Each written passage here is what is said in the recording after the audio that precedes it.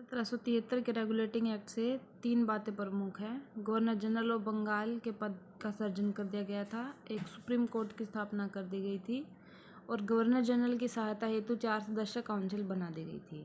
बंगाल का governor general British की सरकार ने ईस्ट इंडिया कंपनी पर नियंत्रण करने के लिए, जैसे किसी एरिया का कोई मुखिया होता है, ताकि नियंत्रण करना आसान हो जाए कंपनी पर, और इसके लिए 4 लोगों की परिषद भी बनाई गई थी। 1773 में जो गवर्नर जनरल ऑफ बंगाल बना था, 1833 के चार्टर एक्ट के द्वारा उसे संपूर्ण भारत का गवर्नर जनरल बना दिया गया था।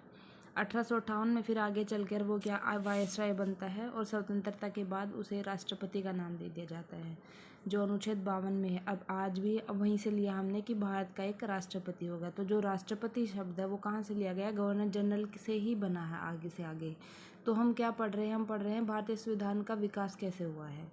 तो 1773 के रेगुलेटिंग एक्ट से सिर्फ ये 3 बातें इंपॉर्टेंट थी जो हमें याद रखनी थी। उसके बाद हम जो नेक्स्ट पढ़ेंगे वो देखेंगे 1784 का पिट्स इंडिया एक्ट। तो 1784 के पिट्स इंडिया एक्ट में क्या किया गया था? जो बम्बई और मद्रास जो आज का चेन्नई है, उन प्रांतों में बंगाल के गवर्नर जैसी व्यवस्था लागू कर दी गई थी।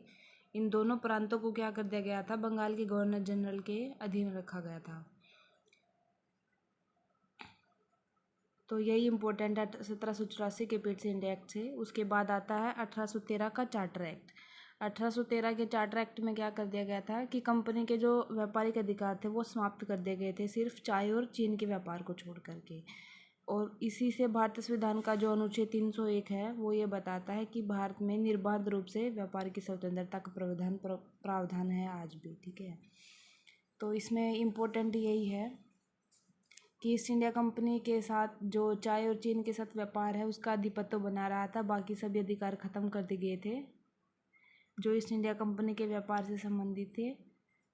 और जो कंपनी द्वारा अधिकार में लिए गए भारतीय राज्य क्षेत्रों पर ब्रिटिश राज्य क्राउन की जो संप्रभुता था उसको क्या किया था? मजबूत किया गया था।